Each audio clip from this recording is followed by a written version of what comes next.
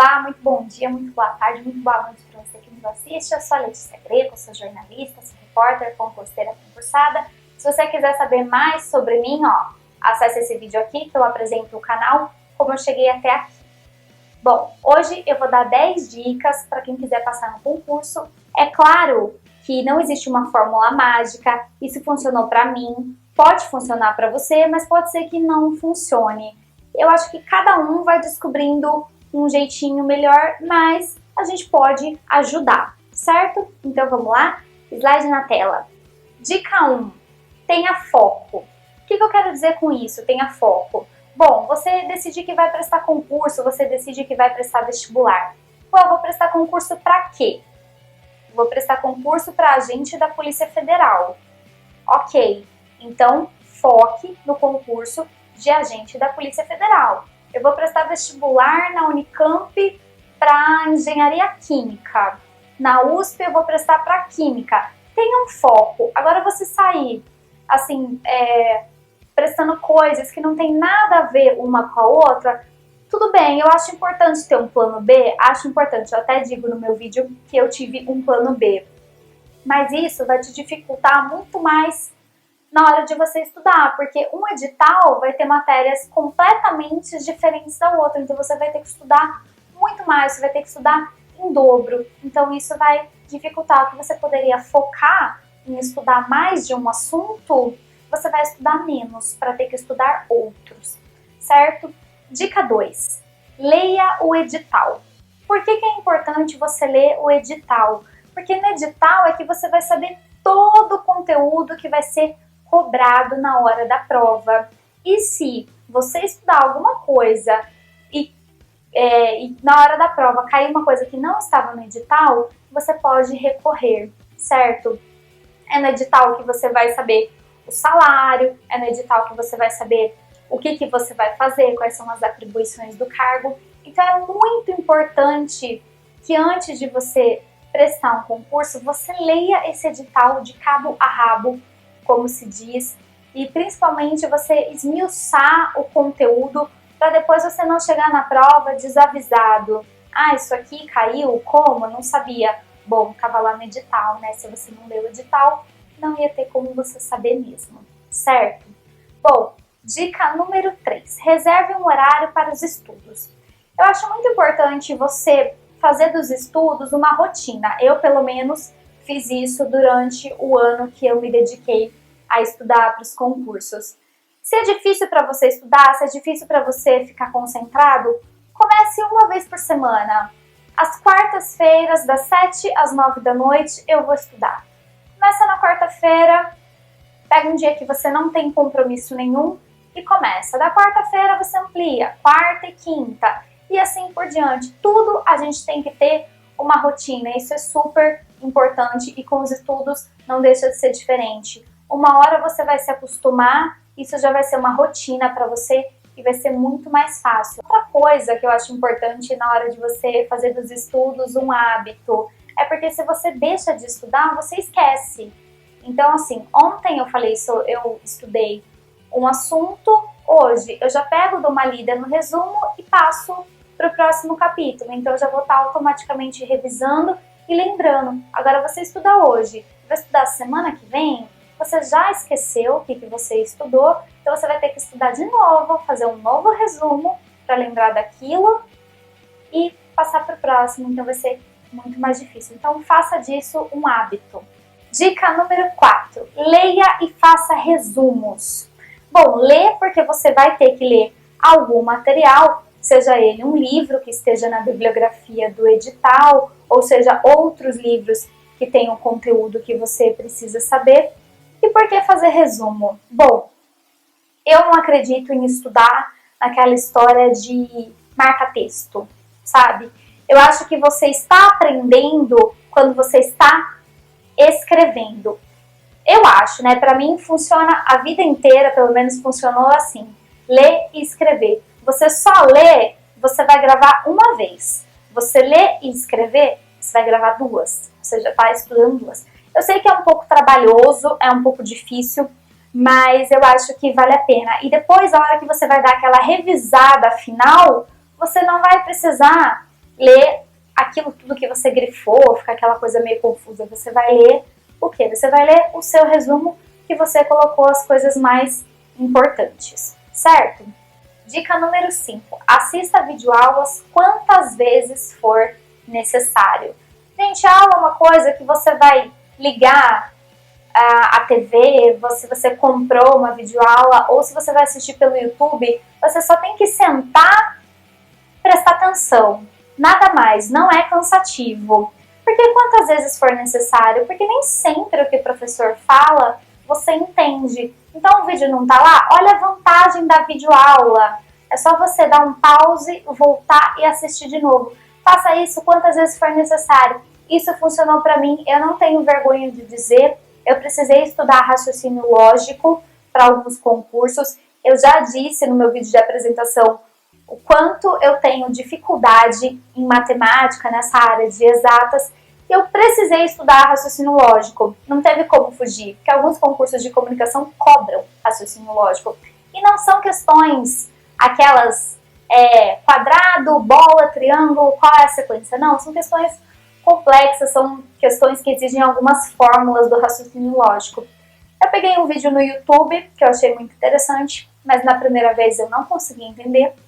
Na segunda eu não consegui entender. Na terceira eu comecei a entender os princípios. Na quarta vez ficou legal. E na quinta vez eu consegui fazer os exercícios e acertar sem a ajuda do professor. Então eu assisti 1, 2, 3, quantas vezes foi necessária para mim, para eu entender. E olha, modéstia à parte, depois dos concursos que eu fiz, eu mandei muito bem no raciocínio lógico, porque eu aprendi, eu não decorei. Demorou para aprender? Demorou, mas eu aprendi. Então, isso é muito bom e eu acho que isso é muito válido para todo mundo, certo? Dica número 6. Resolva exercícios. Isso eu acho que é uma das mais importantes. Resolva exercício. Pegue um livro e vai fazendo exercício. Vai fazendo exercício. A hora que você errar, você procura um professor, procura um amigo para tirar dúvida.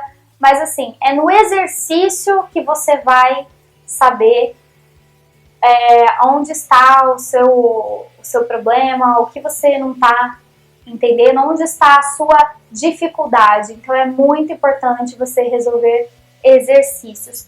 E se você não encontrar exercícios para o concurso que você está estudando, por exemplo, eu não estou pagando nenhum cursinho, onde é que eu vou encontrar esses exercícios?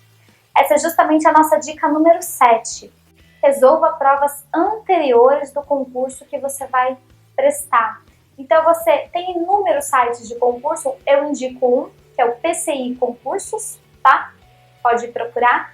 E no PCI Concursos você encontra várias provas do cargo ao qual você quer prestar e você encontra as provas por banca também, por exemplo, FCC, Fundação VUNESP, Carlos Chagas, enfim, você encontra tudo lá. Esse é apenas um dos sites que fazem isso. Há outros inúmeros. Eu falei do PCI Concursos porque foi por esse site que eu imprimi a maioria das provas de concursos anteriores e eu resolvi muitas provas. Eu não tenho vergonha de falar também, de novo, quando eu estava estudando um dos últimos concursos que eu prestei, que eu não passei, que foi para a Câmara de Salto, no interior de São Paulo. Eram 2 vagas, eu fiquei em 5º lugar. Eu imprimi 25 provas. Eu fiz 25 provas em um mês. Ou seja, quase todo dia eu fazia uma prova de jornalismo. E aí a gente vê as dificuldades, vê o que a gente está errando, tem ali o gabarito. Eu errei, eu vi o gabarito, agora eu já sei porque eu errei e não vou errar na próxima. Então isso é muito importante. Dica número 8. Tire dúvidas com os professores. Também é importantíssimo, né, gente? Se você está errando ali e tem alguém para te ajudar, você pode tirar as dúvidas com os professores, que com certeza o professor é um profissional que, olha, é difícil a gente não poder contar com eles. Eles sempre estão ali disponíveis para nos atender. Se você não paga nenhum cursinho, o que eu posso te falar? Há inúmeros professores no Facebook, que têm páginas públicas no Facebook e que ajudam os alunos, então conte com a ajuda dos professores. Dica número 9. A dica número 9 e a dica número 10 já são a respeito da prova, na hora da prova. Dica número 9. Comece a prova pelas questões mais fáceis. Bom, essa é meio óbvia, né, gente? Você acabou de começar a prova, tá com a cabeça ali fresca, você não vai querer se matar ali, perder o maior tempo numa questão difícil, que isso vai te tomar o maior tempo, para depois você ir para as fáceis aí já com a cabeça meio quente. Então, vá pelas matérias que você tem mais facilidade, pelas questões que você considera mais fácil, e depois que a prova já estiver praticamente resolvida, você fica ali martelando naquelas questões mais difíceis, certo? E a nossa última dica, dica número 10, revise a prova. Eu acho importante, gente, eu já ouvi professor falando que não é legal revisar a prova, porque às vezes você pensou numa questão que estava certa e você começa a olhar e começa a te embaralhar a cabeça e você acaba mudando para errada. Eu já fiz isso, como também já fiz o contrário, mudar da errada para certa. Então eu acho importante revisar a prova, porque às vezes você tá meio distraído ali e acaba cometendo algum erro. Bom, eu vou dar uma dica extra. Muito cuidado com essa dica que eu vou dar, certo? Não serve para todos os concursos, mas para alguns serve. Essa dica foi um professor que deu durante as minhas aulas no cursinho. E eu nunca esqueci e eu uso ela até hoje e funciona, principalmente em se tratando de vestibular. Bom, é o seguinte, por exemplo, você vai fazer uma prova com 100 questões. Uma prova da, sei lá, qualquer banca, 100 questões. E aí elas estão divididas em português, matemática, inglês, física, química, biologia. Pronto, enfim. 100 questões, 5 alternativas. A, B, C, D, E. Bom, essas bancas, gente, ela nunca vai colocar, se são 100 questões, a prova, o resultado dela, o gabarito, nunca vai ser, por exemplo, 50A, 30B, 10C. Ela vai ser dividida. Então, 100 dividido por 5 dá 20. Então, ela vai ter 20A, 20B, 20C, 20D e 20E. As bancas organizadas, assim, VUNESP, FUVEST, elas trabalham dessa maneira e isso costuma funcionar. Mas não adianta você contar essas questões e não ter certeza. Eu contava muito isso quando eu prestava concurso da VUNESP para jornalista, mas quando eu tinha certeza que as outras questões estavam certas. Por exemplo, 15 questões de português, com 5 alternativas. Vão ser 3A, 3B, 3C, 3D e 3E. Aí, por exemplo, eu contava e eu via que estava faltando uma questão, eu estava em dúvida entre a A e a B. Mas aí eu vi que já tinha 3A, só que só tinha 2D. Então, eu ia na D. E isso normalmente funciona. Então, é uma dica extra, mas que eu tô falando para você ser cuidadoso, porque não são todas as bancas que fazem isso. A VUNESP, ela faz, mas você tem que ter certeza. Por exemplo, nesse caso que eu citei, você tem que ter certeza que as 3 questões que você colocou A realmente são A. Porque se não for, isso aí já vai estar furado. Certo? Bom, passando para o último slide, eu só queria falar para vocês o seguinte. Queria citar uma frase do Winston Churchill. Winston Churchill, ele foi primeiro-ministro do Reino Unido durante a Segunda Guerra Mundial.